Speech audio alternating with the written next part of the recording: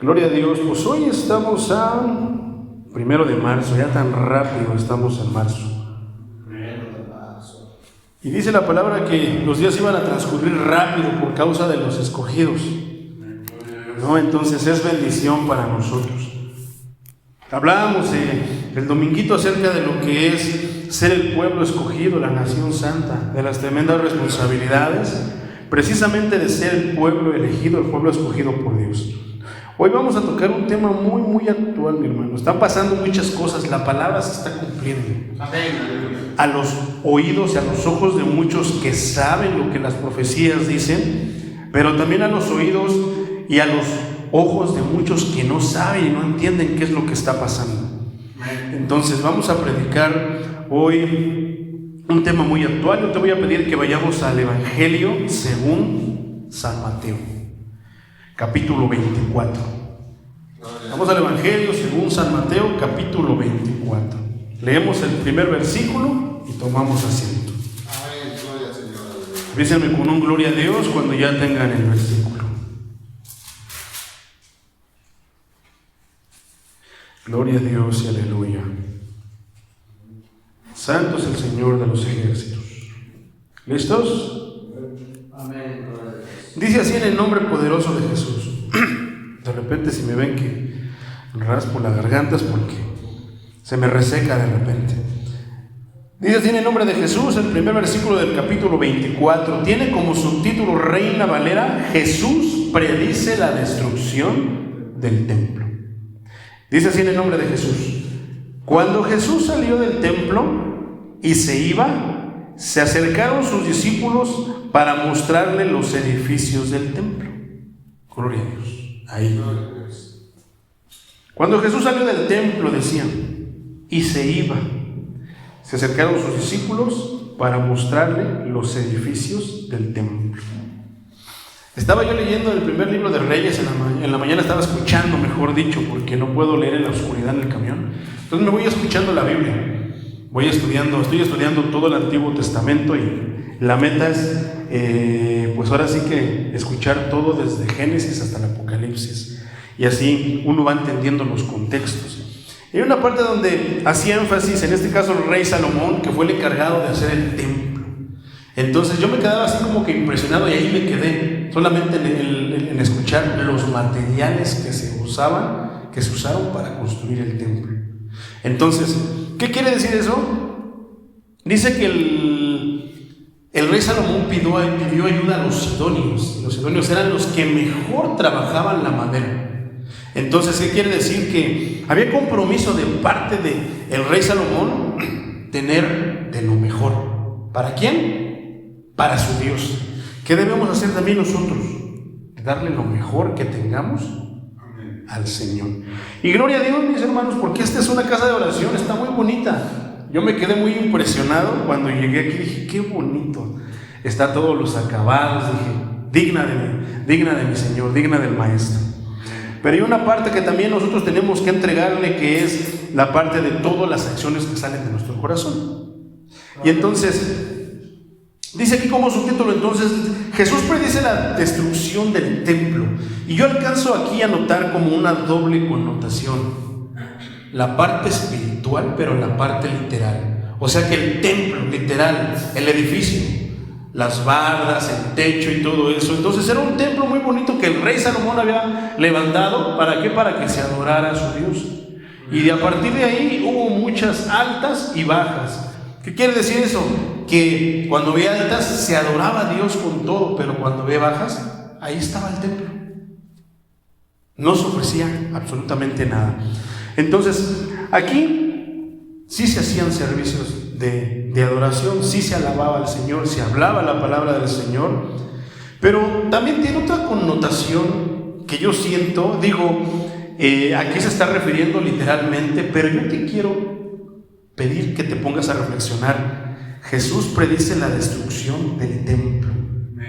¿Se acuerdan que estuvimos escuchando que nuestro cuerpo es el templo de Dios?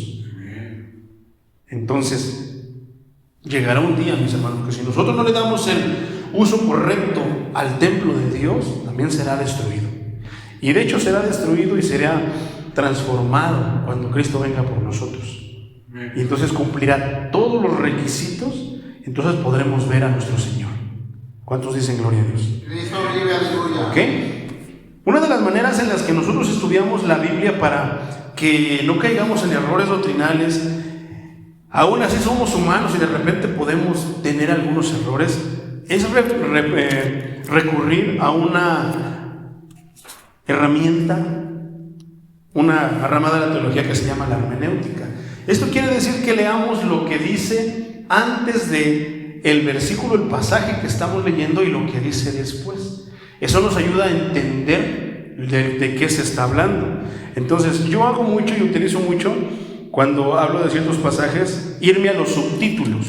Por tiempo, me voy a los subtítulos. Entonces, dice aquí, por ejemplo, subtítulos antes, dice, por ejemplo, el capítulo 22, versículo 34, el gran mandamiento. ¿Cuál es el gran mandamiento? Que amaremos al Señor con todo. Y todo es con todo. Después dice que Jesús acusa a los escribas y fariseos. Antes de eso dice, ¿de quién es hijo el Cristo? Luego dice, Jesús acusa a los escribas y a los fariseos. Y ahí hay una historia de cómo el Señor pues lanza una fuerte reprensión, porque conociendo el gran mandamiento sabemos que si nosotros amamos a Dios, eso constituye, y ahí entran muchísimas cosas, que es lo que es obedecer, escuchar, seguir, caminar, quedarme quieto cuando tenga que quedar quieto, obrar cuando tenga que obrar, y un sinfín de cosas en lo que implica amar al Señor con todo tu corazón, con todas tus fuerzas, con toda tu alma y con toda tu mente. Si nosotros llevamos a cabo ese versículo, entonces las cosas se nos van a facilitar. ¿Por qué? Porque las cosas que nosotros no podamos hacer, que ni siquiera sabemos, por ejemplo, contaba el hermano Patricio, ¿quién se iba a imaginar que nos iban a asaltar? Nadie, pero nuestro Señor sí sabía, porque Él es omnisciente, Él todo lo sabe. Entonces, como Él decía, gracias a Dios que no se robaron la camioneta. De repente podemos renegar y decir, me robaron el teléfono, esto, lo otro, y ahí tenía videos importantes, y gloria a Dios, que sintamos amor por esas cosas que son para la policía. Iba a comprar unas lámparas para un trabajo. Ándele, lo que iba a comprar y que le hubieran robado todo. No me robaron todos los ¿Todos se lo robaron? Santo Dios. Pero fíjense el valor que le damos a la misma vida que el Señor nos da, ¿no? Lo material, pues sí duele, pero pues se puede recuperar. Pero el que me den un balazo y me corten la pierna, eso ya no hay marcha atrás. Entonces a veces nosotros queremos las cosas a la perfección, como si nosotros fuéramos tan correctos y perfectos con el Señor. Sin embargo, el Señor sí tiene grande misericordia para nosotros. Nos ha librado de tantas cosas, de enfermedades, en los asaltos, pues ha procurado, y aquí estamos. Ni uno salió balaceado, golpeado, y gloria a Dios, no se robaron la camioneta, se robaron muchas cosas, pero pues bueno, el Señor ha de proveer. Él sabe cómo nos ha de, ahora sí que reponer lo que nos quitan. A mí cuando me han asaltado es muy curioso que lo que me roban es la Biblia. Tocó mi Biblia, agarró Entonces, ese hombre, tocó mi Biblia, digo, mi Biblia, no digo. Porque es el instrumento preciado de Sí, nosotros, digo, exactamente. Pero tocó mi Biblia porque la mochila de mi hermano se lo llevó, papá. Santo Dios.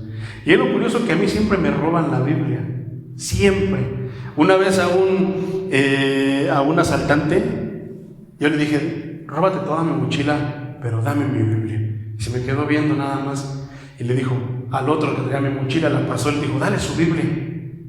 Y no hizo caso y se llevó todo.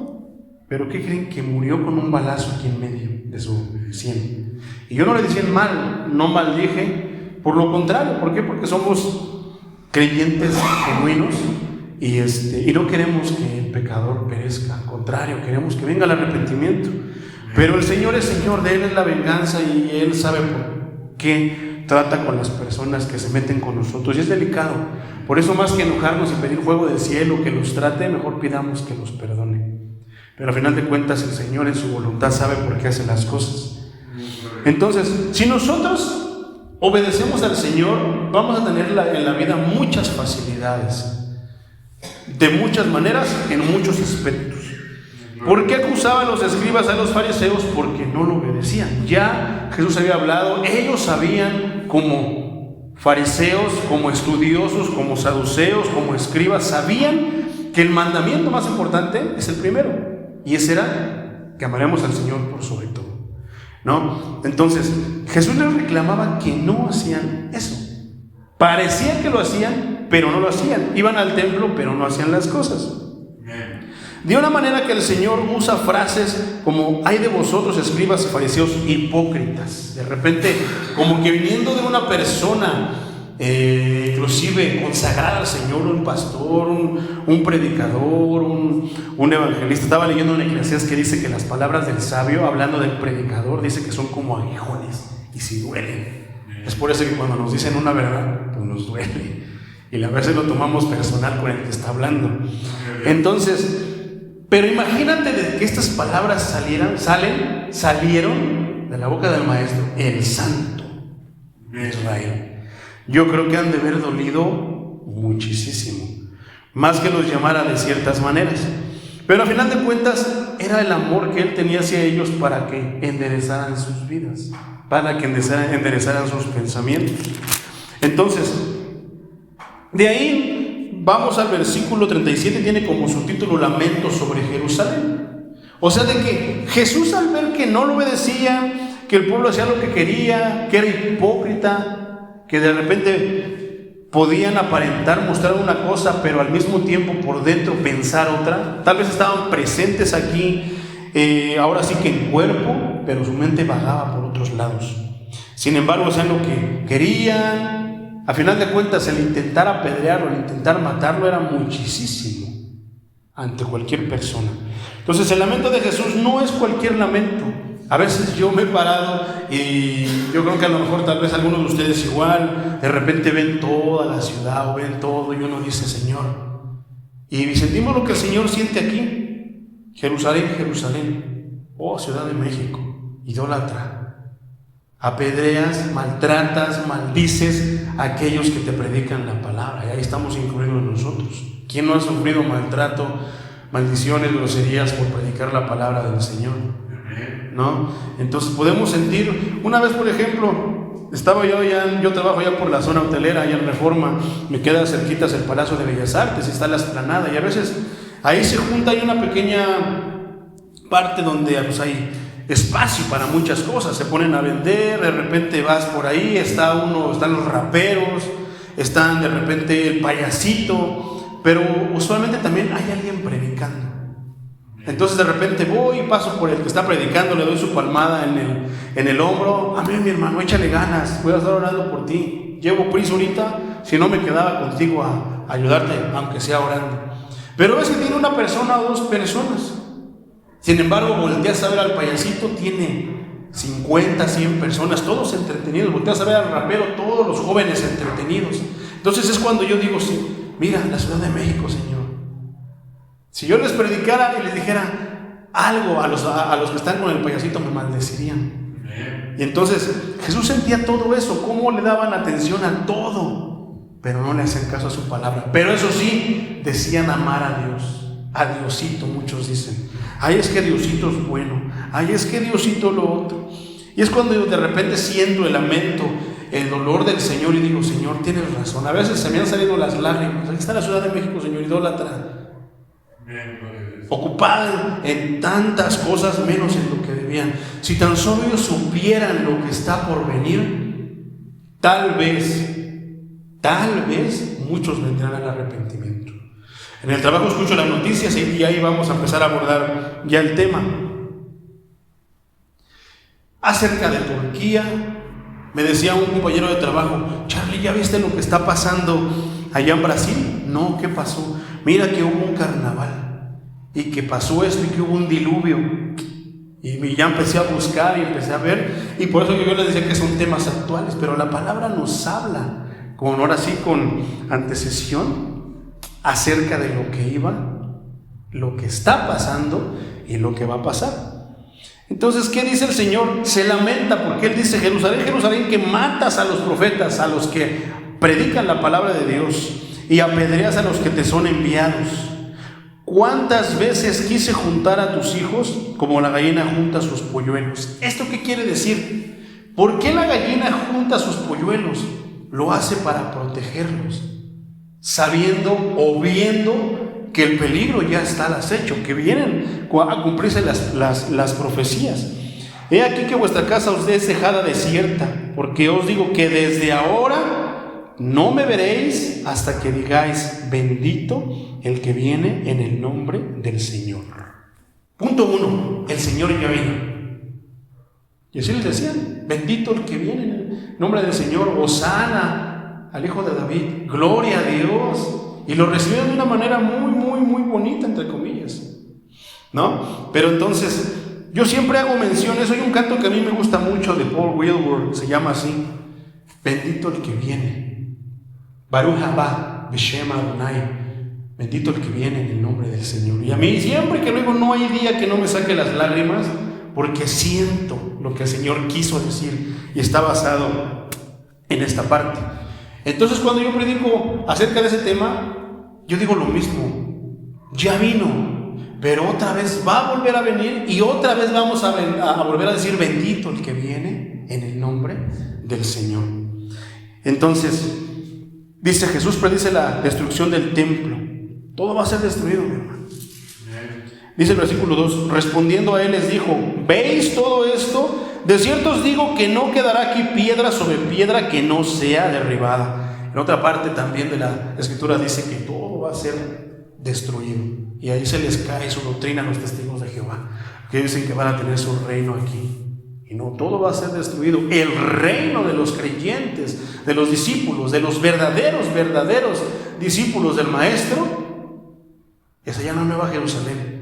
Es un lugar que está libre de toda corrupción, de todo aquello que pueda echarse a perder. Porque si no, imagínate que el mentiroso pudiera pasar ahí y seguir haciendo lo mismo como está aquí, pero ya va a estar libre de todo. La cosa es que el Espíritu Santo es un escáner que no se le pasa absolutamente nada. Entonces, ya después hablaremos más de eso. Señales antes del fin. Y él, estando sentado en el monte de los olivos, los discípulos se le acercaron aparte diciendo: dinos, ¿cuándo serán estas cosas y qué señal habrá de tu venida y del fin del siglo? Respondiendo Jesús les dijo: ojo a esto, 2 puntos. Mirad que nadie os engañe. ¿Por qué el Señor no dijo: cuídense de esto, junten víveres en su casa, junten dinero? ¿Por qué no dijo algo por el estilo? Sino que Él dice: mirad que nadie os engañe. En estos días se han soltado muchísimas doctrinas, muchísimas iglesias que de repente parece que predican la palabra de Dios, pero tienen doctrinas torcidas. Y lo único que están haciendo es engañar a las personas. Muchas veces hasta ellos mismos están engañados, y lo único que van a hacer es que no van a entrar al reino de los cielos, sino por lo contrario, van a ir al fuego eterno. Mirad que nadie os engañe. La importancia de que nosotros estemos atentos escuchando la palabra de Dios, leyendo la Escritura, porque si nos engañan, se acabó todo. Mi pregunta es: ¿quién es el engañador? El engañador, ya sabemos que el engañador por excelencia es Satanás. ¿Quién es el que va a intentar engañarnos? Y aquí abrimos un grande paréntesis, o sea, hablando de muchísimos temas que Satanás va a intentar engañarnos de la manera que sea. Entonces, dice una publicación que publicó un hermano, que yo quiero tomarla aquí como referencia. ¿Qué está pasando en Brasil? El carnaval se desarrolló, punto 1, un carnaval se desarrolló en Brasil, exaltando no a Dios. ¿A quién? A Satanás. Mira cómo está la iglesia, mi hermano. Son 1, 2, 3, 4 contaditos los que vienen a buscar la palabra de Dios. Pero si hubiera un carnaval, que los ha habido allá en el municipio, ahí en los lugares donde acostumbran a hacerlos, ¿cuánta gente vemos? Lleno de gente. Tan solo en los mártires, cuando hay un evento. Cuando hay un evento, exactamente, ahí en la Plaza de los Mártires, ¿cómo se amontona la gente? por lo que sea. Entonces, hay mucha gente que es seguidora de Satanás, pero en realidad no conoce a Satanás. Piensan que nada más hay que decir soy satánico, esto, lo otro, pero no. Estaba platicando yo con un compañero de trabajo en la mañana acerca de este tema. Y entonces decía él mismo, no siendo tan conocedor de la palabra, decía él, yo no sé por qué luego dicen muchos satanistas que son satanistas si en realidad no saben ni conocen nada acerca de Satán. Ellos también ayunan, ellos también tienen sus días de reunión, ellos también se ponen de acuerdo. Igual que nosotros, la diferencia es que ellos adoran al enemigo y nosotros adoramos al Rey, al poseedor de la victoria. Entonces, qué curioso que para alabar a Satanás sí hay multitud, pero para alabar a Dios son pocos siempre.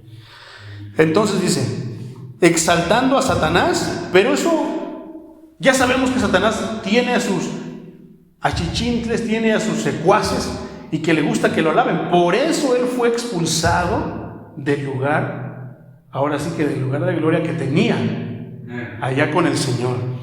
Pero esto es lo peor, y burlándose de Jesús y su divinidad de la manera más blasfema. Y eso es porque sabemos que el que odia al Señor Jesucristo por excelencia, ese es Satanás. ¿Por qué? Porque tiene el lugar que él hubiese querido tener. Al final de cuentas, el Padre le entregó todo a su Hijo. Y es por eso que Jesús recae toda la deidad. Y es por eso que la Biblia respalda que por eso Jesucristo es Dios. Entonces en Él está todo. Cristo vive, aleluya. Por eso es tan importante ese nombre. Entonces, Él odia. Pero lo odia por una razón que hablamos que es muy, muy, muy importante y que tenemos siempre que predicar: la resurrección. Porque de que Cristo fue al infierno, fue al infierno. Pero tanta era su gloria, tanto era su poder, la promesa que nos ha hecho a nosotros es de que Él estuvo ahí por nosotros, porque ese había sido el trato que Él había hecho con el enemigo de nuestras almas. Por eso el Señor permitió eso. Pero al final de cuentas, dice que ni la muerte lo pudo retener. ¿Eso qué quiere decir? Que así va a ser con nosotros, por creer en Él, por ahora sí que serle fiel a Él. Podrán llevarnos al mismo infierno, pero no va a poder retenernos. ¿Por qué? Porque nos prometió que nosotros íbamos a resucitar. Primero los que ya murieron y están durmiendo y esperando a que Él venga. Y después los que pues tal vez estemos vivos. Entonces por eso dice: mirad que nadie os engañe. Toda esta gente piensa que porque tienen algo material que el diablo les promete, van a tener todo. Estaba escuchando, por ejemplo, en la mañana, y es imposible, hermano. Dios iba escuchando la Biblia, estaban las de Juan Gabriel a todo. Y vino a mi mente, de repente, estaba yo escuchando, a veces yo cuando escucho las armonías de las canciones del mundo, la combinación de acordes, los arreglos, me impresiona. Yo digo: Satanás, no cabe duda que tú sabes lo que haces, porque son hermosas. Las canciones del mundo tienen unas armonías que digo, híjoles, a veces muy complejas, pero hermosas, suenan hermoso. Entonces Satanás era, por así que dicen por ahí, el director de la orquesta, por eso él sabe cómo, o sea, por eso son así. Y yo decía: híjole, Señor, mira todo lo que tiene Satanás y cómo engaña a la gente.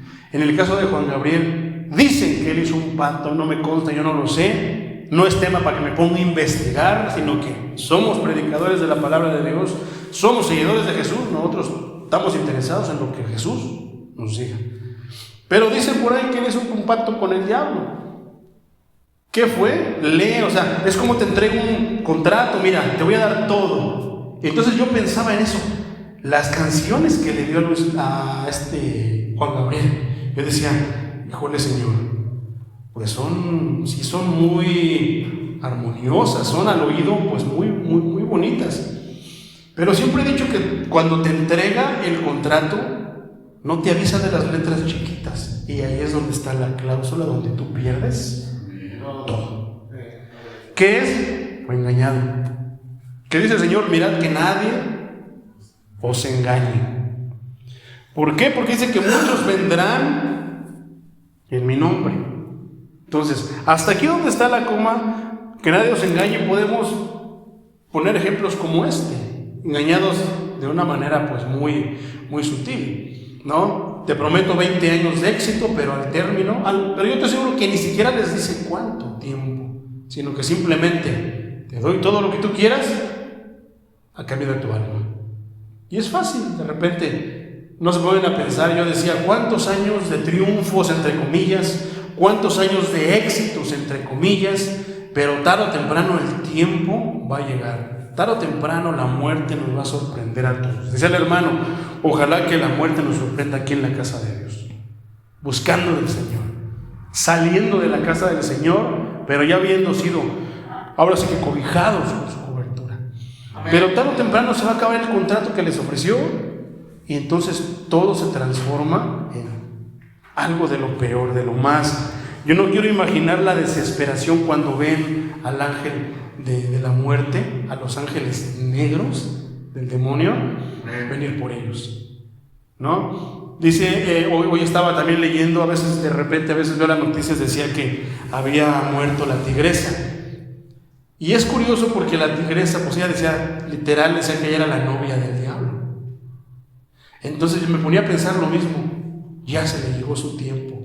Y yo me quedaba viendo la foto, digo, no quiero pensar espiritualmente qué cara debió haber puesto, pensando que su novio, su esposo, a quien ella adoraba, no es nada delante de Dios, y que todas las cosas que le dijo y le pudo haber prometido, nada de eso fue cierto, fue engañada.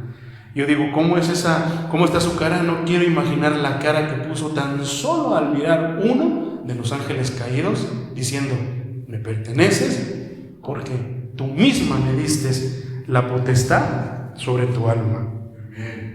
Pero aquí se pone la cosa peor. Esto es para los que no saben acerca de todo eso. Ellos creen que eso es lo mejor. Pero aquí el Señor nos pone un punto donde dice, porque muchos van a venir en mi nombre. Y ya se ha sabido acerca de muchos Cristos que dicen que vienen en su nombre. Entonces, el segundo punto tiene que ver con esto. Cae un rayo sobre la gigantesca estatua del Cristo Redentor en Brasil. ¿Cuántos religiosos, cuando hablamos de la palabra religioso, una vez una persona, un santero que luego a veces yo comparto palabra con él y pues estoy intentando de que él entienda, y poquito a poquito lo va entendiendo, y él me dice, ya lo estoy entendiendo, Charlie, pero hoy no me vas a acorralar, hoy vengo preparado. Y siempre termina acorralado, porque la palabra de Dios, pues ¿quién le va a ganar a la sabiduría de Dios? Amén. Entonces, él a veces me hace preguntas de este tipo. Entonces, acerca de santos a los que ellos invocan, que por qué pasó esto, que por qué pasó lo otro. Entonces decía, ¿por qué le cayó al Cristo si es Él? Entonces yo puse en mi estado de WhatsApp, si yo pudiera rasgarme las vestiduras, me las rasgaría, diciendo, ¿por qué preguntan eso? Porque eso es parte de los religiosos. Y él luego dice, es que ustedes los religiosos. Le dije, no, déjame te explico esa palabra. Nosotros no somos religiosos, somos discípulos, somos creyentes en el Señor. Pero la palabra religiosidad tiene que ver con alguien que parece que, pero que en realidad no está siguiendo lo que él cree que dice. El religioso piensa que está siguiendo a Dios, pero en realidad su Dios ahí está, es una estatua. Entonces, ¿qué quiso decir Dios con ese rayo? Dicen que los rayos, los truenos es la voz de Dios, dice el libro de los Salmos. Y que haya caído un rayo en un Cristo que ellos dicen. La primera pregunta que yo hago, ¿quién ha visto a Cristo para que pueda hacer una imagen de su rostro? Moisés estuvo cara a cara con él, pero eso es una cosa. ¿Quién ha visto el rostro? Ahora, muchos vieron el rostro de Jesús. Siempre lo he dicho, si le preguntáramos a Judas cómo es la cara de Jesús, nos diría exactamente cómo es. Era de este tamaño, su cara era así, estaba güerito, morenito, pelo negro. Nos daría características bien específicas por qué él caminó. Pero ¿por qué no hay registro porque no hay registro en la escritura acerca del rostro de Jesús. Ay, es que ahí está el manto sagrado. Eso es extrabíblico, eso ni bíblico es. Entonces, dice, cayó un rayo, la voz de Dios, sobre eso que decían que era Cristo. Yo digo en mi estado, dicen que es Cristo. Eso no es Cristo. Por eso el Señor mandó un rayo que ahora sí que cayera sobre esa estatua, porque es una estatua de un Cristo con letras minúsculas que no es el Cristo de la Biblia. Y que si yo pudiera me rasgaría la vestidura enfrente de todos diciéndole, ese no es Cristo. Bueno, hermanos, es la oportunidad de decir, cuando nos pregunten en el trabajo alguna persona donde van a entregar, donde van a ir, oigan, ¿por qué? Entonces, ¿por qué? Esa va a ser la señal de que Dios está diciendo, predícale, háblale de mi palabra. ¿Por qué? Porque conoceréis la verdad y la verdad os hará libres. Y aquí es la oportunidad para predicar. ¿Usted sabe por qué cayó el rayo en la estatua ya del Cristo Redentor? No, mi Redentor primero. Mi Redentor está en el lugar donde le corresponde. Está en el trono, allá en el reino de los cielos. Allí está mi Redentor. Mi Redentor, nadie le ha visto la cara. Los apóstoles le vieron, pero ninguno de ellos, porque no recibieron indicación del Espíritu Santo, escribió una parte escritural acerca del rostro de Jesús. ¿Por qué? Porque ya sabían que lo iban a idolatrar.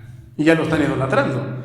¿Quién sabe de quién será la cara que puso para que sean ese Cristo Redentor? Entonces, el mundo lo llama el Cristo, pero nosotros sabemos que ese no es el Cristo de la Biblia. Ese no es el Hijo de Dios. Ese no es el que vino a morir en la cruz por nosotros. Un rayo o cortocircuito, según lo manejan los internautas, cae en pleno carnaval, dejando decenas de muertos. Ay, ¿por qué Dios permitió eso? ¿Por qué Dios permite que permitió eso en Turquía? Y es donde nos van a empezar muchos a decir majaderías, maldiciones acerca de que si Dios es tan bueno, ¿por qué Él permite esas cosas? Alguna vez me dijo uno, ¿y por qué Dios permite que pase eso? Si Dios es bueno, si Dios quiere la mejoría. Le digo, es que tú no sabes lo que pasan, a quienes adoran, de qué manera le faltan el respeto a Dios. Porque hacer un carnaval y burlarse de Jesús es una falta de respeto, ¿no? Que cayera un rayo y que matara a muchos. Facundo Cabral decía algo bien sabio. Dios no es bueno ni malo, es Dios, creador de los cielos y de la tierra, y por lo tanto tiene derecho a hacer con su creación lo que le plazca. Amén, aleluya. Y así es. ¿Quién le ha de decir, dice la Escritura, quién le ha de decir por qué hiciste eso? Si no hay otro Dios más grande que Él. Sintámonos inclusive con esperanza si estamos en la mano de Satanás, porque vendrá nuestro Señor y nos salvará de la mano de Satanás. Pero ¿quién nos va a librar de la mano del Dios de los ejércitos si no hay otro Dios más grande que Él? ¿Por qué no lo salvó su ídolo? ¿Por qué no lo salvó su Dios, Satanás? ¿Por qué no los protegió? Es el momento de decirle a los satanistas, ahí está tu Dios. Basta solamente una palabra de mi Dios que cayó como rayo para que, mira, pasara todo esto. Amén. Decenas de muertos. Y ¿sabes qué? No deberíamos estar como que contentos. Ah, qué bueno, se lo merecen, para que vean. No, porque son almas que Satanás se está llevando al infierno. Y se llevó al infierno. Fíjate cómo es la comparación. Si Dios nos agarrara, si Dios viniera en este momento, o si en este momento temblara y cayéramos, se cayera todo el edificio y tuviéramos que perecer, pero alabando a nuestro Dios, buscando a nuestro Dios, escuchando la palabra de nuestro Dios. Y a ellos que ¿qué? Adoraban a su Dios, buscaban a su Dios, le daban exaltación a su Dios. Entonces es donde yo decía, pues ojalá que muchos satanistas mediten y digan, no, nuestro Dios, nuestro jefe no es nadie delante del Dios de los ejércitos. 4. Calcinado muere el hombre que personificó a Satanás venciendo a Jesús en el carnaval. Imagínate de qué manera murió. Ahora sí, regresamos a la Biblia, diciendo, yo soy el Cristo, y a muchos engañarán. Burla. Al final de cuentas, eso es una burla. Decir que ellos son el Cristo es una burla. He visto reportajes acerca de muchas personas que se les mete el diablo. ¿Por qué? Porque ¿quién es el que siempre ha querido hacerse sentir y creer como Dios? Satanás. Y por eso Dios lo desechó. Porque me sentaré ahí, seré semejante al Altísimo. Entonces siempre ha querido hacer eso. Entonces, ¿qué dice? Yo soy el Cristo. ¿Quién es el que ahora sí que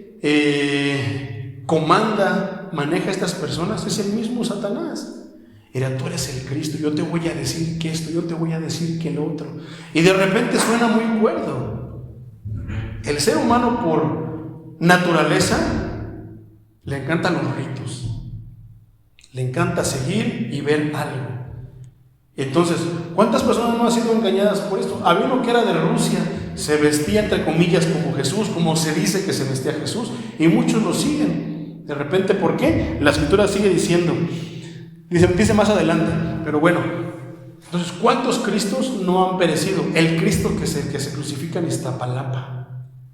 O sea, ¿cómo se atreven? Yo muchas veces les he dicho, preguntan, ¿por qué ustedes no celebran la Semana Santa? Le digo, claro que sí, nosotros tenemos mucho respeto a esos días porque son los días del Señor, también con nosotros son días santos.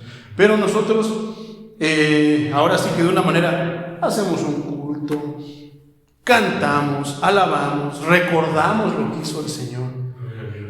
Entonces yo alguna vez le decía, entre eso fue mi madre. Me dice, es que nosotros vemos, le digo, te voy a decir una cosa, el que ama a Jesús le duele lo que le pasó.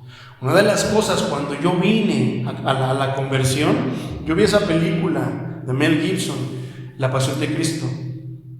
Ya estaba yo escuchando palabra de Dios. Cuando yo vi lo que le pasó al maestro, el Espíritu me hablaba y me decía, eso hice por ti. Y recuerdo que salí al baño y me puse a llorar, porque dije, Señor, gracias.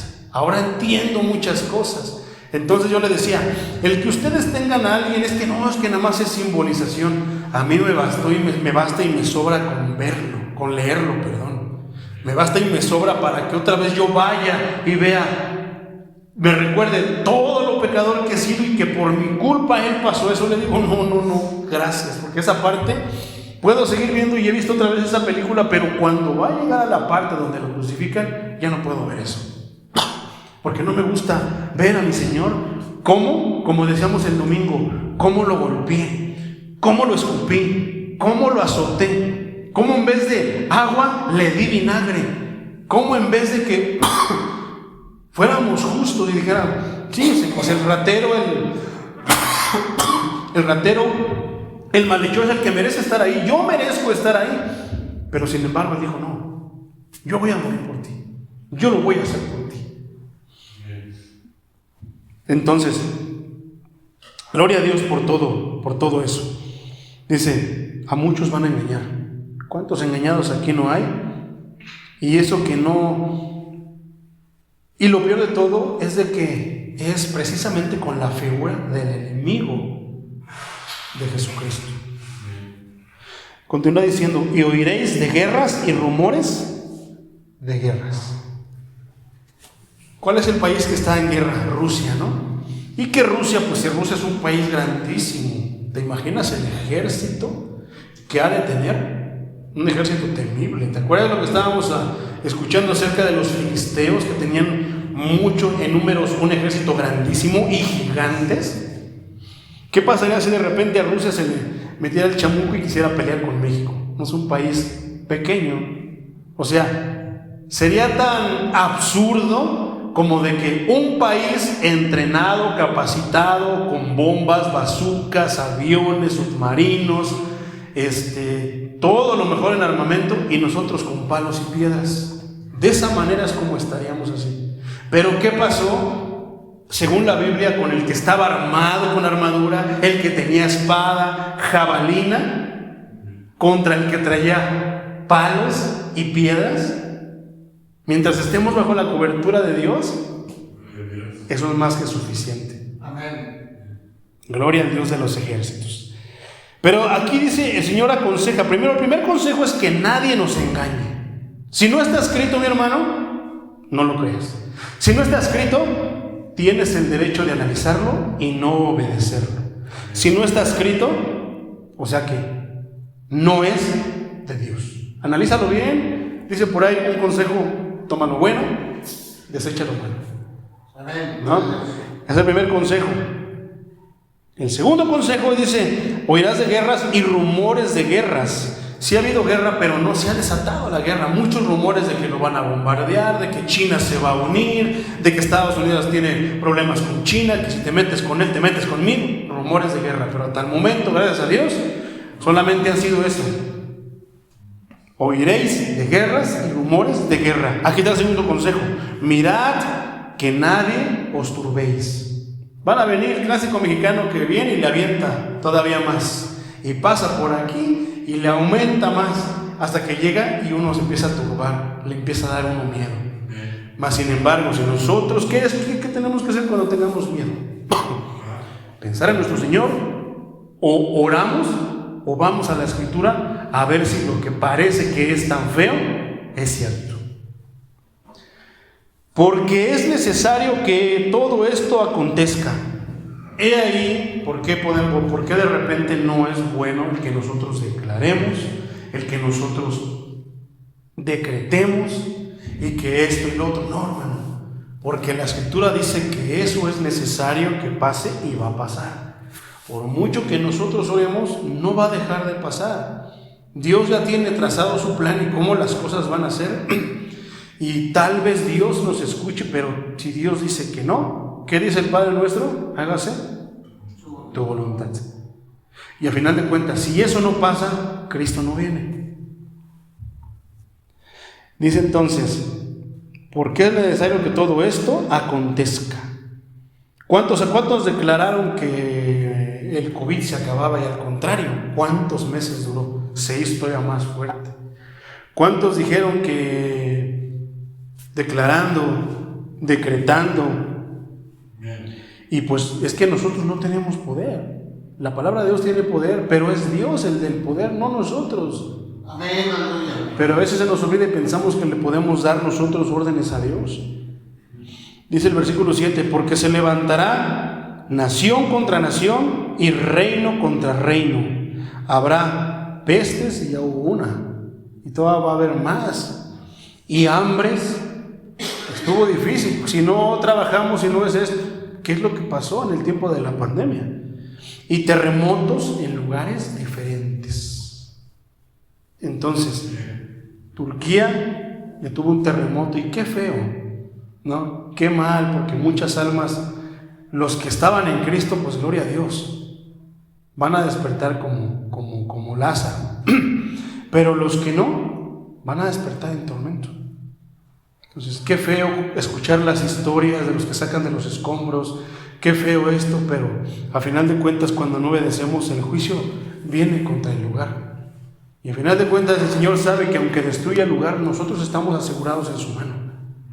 Amén, gloria a Dios.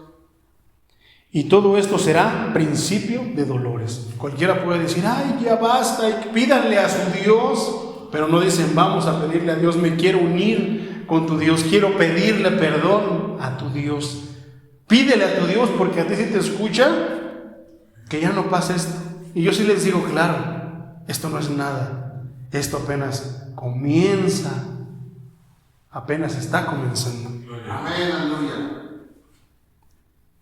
Dice el 4, se desata un diluvio sobre el país, derribando casas, arrastrando autos, deslaves, y ha dejado decenas de muertos hasta el momento. Dios no puede ser burlado. Todo lo que el hombre haga tendrá consecuencias. Salud. Gracias. Cristo viene pronto. Para ellos son señales para estar tristes, acongojados, asustados, turbados, tantas cosas, pero para nosotros que somos estudiosos de la Escritura, lo único que vemos es que Cristo viene. Y eso es motivo de estar alegres, ¿no? De echarle más ganas, porque tenemos muchos familiares tal vez que no han venido a los pies de Dios, de pensar en eso también, pero que Cristo nos está avisando que Él ya viene. que le prediquemos a más personas, que no nos olvidemos de los que les hemos predicado, porque Él ya viene, y una vez que Él venga, se acabó. Entonces dice, aquí viene otra parte. Entonces, aquí lo vamos a dejar. Entonces, qué difícil las cosas se están poniendo. De repente hubo un tiempo que Chimalhuacán estaba como mojado, porque ya no podías ver una moto, porque ya no sabías si iba pasando o eran rateros. Ya de repente no podías ver tantas cosas. En el tiempo de la pandemia se empezaron a ver también, pues yo todo vacío. Imagínate, ¿quién iba a pensar que el mundo entero iba a estar bajo esa situación? Todos con cubrebocas, todos con miedo a salir. Sin embargo, los que conocemos al Señor, hemos conocido y conocemos al Señor, estábamos confiados, sabiendo de que si el Señor en su gracia decía que pues nuestro tiempo se había acabado, pues entonces se había acabado, pero que íbamos al mejor lugar, ¿no? Sin embargo, fue tiempo donde lamentablemente las cosas que antes no se veían, la verdadera condición de la iglesia se empezó a mostrar, porque iglesias cerraron, muchos perecieron, muchos, como ya no había cultos, se enfriaron, muchos siguen fríos, muchas iglesias ya no abrieron. Se empezó realmente a ver lo que es la condición del cristiano. O sea, antes de la pandemia era una cosa, pero ahora bajo ese juicio se empezó a ver la verdadera condición de la llamada iglesia cristiana de estos tiempos. Y la mera verdad, muy lejana, muy lejana de la iglesia primitiva. Pero a raíz de eso nacieron lugares nuevos. Por ejemplo, donde yo predico los sábados, allá en Casa de Oración Ciudad Deportiva, nació a raíz de la pandemia. Nació por un milagro instantáneo de una persona que tenía COVID. Empezaron de repente a cerrar muchas iglesias grandes, pero nacieron muchas pequeñas. Porque cuando viene la persecución, cuando viene eso, ¿qué es lo que tenemos que hacer? Juntarnos y reunirnos como podamos. Así le hacían en esos tiempos. ¿Cómo se iban a acomodar? Estaban en persecución, estaban siendo perseguidos donde podían, ellos alababan donde podían, ellos se gozaban. Vamos a empezar después a estudiar el libro de los Hechos capítulo por capítulo. Entonces vamos a ver cómo es que las cosas empezaron a suceder. Y de repente, pues, gloria a Dios. Hay otro punto que también quiero mencionar. Así como hay cosas, pues, lamentables como este terremoto, este diluvio, a raíz de un carnaval pagano, que más que pagano, diabólico, está otra parte. Por ejemplo, hablando así de una manera muy por encimita, ¿han escuchado acerca de lo que se dice entre comillas el avivamiento de la iglesia de Asbury, allá en Estados Unidos? Que creo que ya llevan como 7, 10 días que no ha parado el servicio. La adoración sigue, gente orando, y gloria a Dios. Entonces están los escépticos, los que creen, los que no creen. Es otra parte buena. A final de cuentas, yo estoy en la postura de que, pues, si se le está dando gloria a Dios, gloria a Dios. No es lo que yo quiero, que alaben a mi Dios, que adoren a mi Dios. Ya el tiempo dirá si en verdad es un avivamiento, porque ha habido avivamiento según la Escritura y tiene ciertas características. Entonces yo creo que el tiempo dará ahora sí que nos concretará si en verdad fue un avivamiento. Pero si no es un avivamiento, gente se están convirtiendo, gente se están ahí humillándose delante de Dios, gente se están confesando sus pecados. La cosa es que se mantengan, ¿no? Es como aquí les predicamos a muchas personas, de repente vienen, pero de repente dejan de venir. Entonces, realmente se convertiría, porque nosotros decimos, porque se vio, lamentablemente, todo eso se va a mostrar, ahora sí que en la frecuencia con que venga aquí. Si sigue viniendo, gloria a Dios, porque al final de cuentas el Espíritu Santo nunca va a alejar a nadie. No, por lo contrario, lo va a incitar a que venga. Ven a alabarme, ven a glorificarme, ven a adorarme y tantísimas cosas más. Entonces, en esta pequeña parte podemos ver cómo es que se están empezando a cumplir las cosas. Ahora, ¿cuál es la postura del cristiano? ¿Cómo es que deberíamos de sentirnos nosotros? De repente empezó a temblar aquí en México y más aquí en la capital, ¿no? Y de repente era un temblor tras otro. Ahí en el hotel, cuando llegan los turistas, yo los recibo, yo los subo a su habitación y siempre les decía, y aquí están las escaleras de emergencia, porque no estamos exentos de que tiemble, y no son cosas que nosotros controlamos, tiembla y tan. Entonces muchas personas me decían, ¿y verdad que aquí tiembla mucho? Pues sí. Ay, dice, pues a ver si no tiembla, pues si tiembla, aquí están las escaleras de emergencia. Entonces, de repente había quienes preguntaban, oye Charlie, tú que estudias la Biblia, que hablas de la Biblia, ¿por qué será que Dios está enojado con México? Y yo me empezaba a reír. ¿No sabes por qué está enojado con México? Por supuesto que está enojado con México. Y decía, ¿pero por qué? Dice, si aquí tenemos uno de los lugares que más se visita precisamente por eso. ¿Sabes por qué? Porque México es idólatra. Por eso el Señor trae juicio contra México. Ay, pero es que mira todo, y que la Virgencita, ¿por qué la Virgen de Guadalupe no intercede para que no tiemble? Y desde ahí entonces son oportunidades que nosotros podemos tener para que empecemos ahora sí que expandir y a predicarle las buenas nuevas de salvación. Porque esa es una de las razones por las que aquí, y ahora yo creo que a causa de los justos no nos ha mandado una calamidad como esa. ¿Por qué? Un ejemplo, por ejemplo, es como Lot, ¿no? Abraham y Lot. Entonces, Dios quería quemar a Sodoma y a Gomorra por tantísimo pecado que ve ahí. Dicen que el pecado, así como cuando le ofrecían holocaustos, quemaban becerros y hacían sus ritos al Señor y que llegaba una esencia agradable que olía bonito al Señor, el pecado es todo lo contrario. Huele feo, no es agradable delante de Dios. ¿Cómo sería lo que se hacía en Sodoma y en Gomorra? Que llegó hasta ahora sí que la presencia de Dios, y Dios dijo, ni siquiera mandó advertencia como a Nínive, mandó al profeta a decirle, te voy a destruir esto, no, te dijo, esto los voy a quemar, voy a terminar y a destruir estas ciudades. Bueno, será cosa de, estará pasada de moda la Biblia, pero no lo creo, porque ahora México, el país de los machos remachos, pues ya no son tan machos, porque ahora eso también ya está aquí. La Sodoma y la Gomorra ya están establecidas aquí en México. Y si Dios dijo en aquel tiempo que quería destruirla, y si aquí tenemos lo mismo, ¿por qué no habría de querer destruir México? ¿Pero qué? A causa de los justos, de los que estamos clamando y diciendo, no se nos olvide pedir cuando oremos, ten misericordia y perdona a mi México.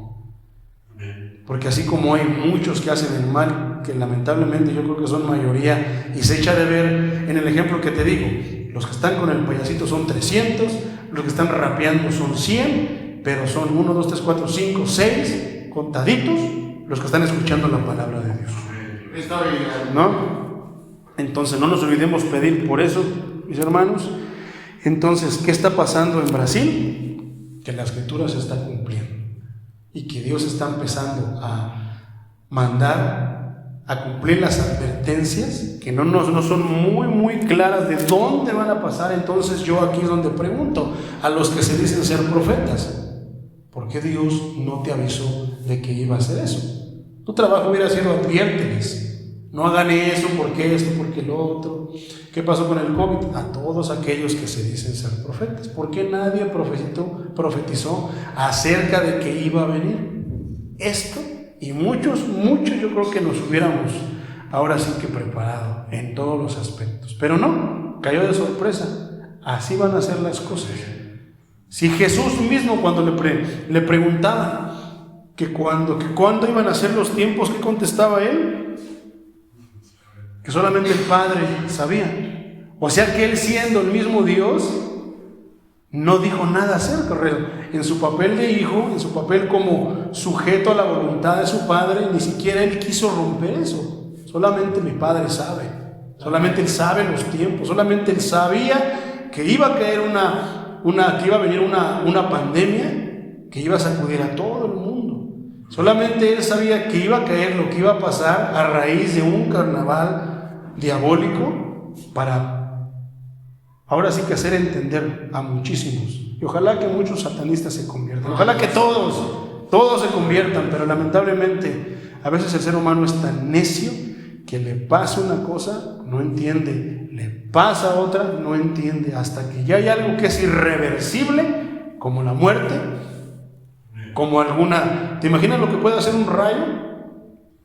Alguna fractura, alguna parte de tu cuerpo cortada, es cuando ya entienden. Y aún así dice el Señor que mejor tuertos, sin una mano, cojos, pero que así lleguen al reino de los cielos. Gloria al Señor. Entonces no dejemos de predicar las buenas nuevas, mis hermanos, que cuando nos pregunten acerca de esto, pues tenemos palabra de sobra para hablar acerca de lo que está pasando, con el fin de que pues muchos procedan al arrepentimiento. Gloria a Dios. Vamos a orar para ser despedidos.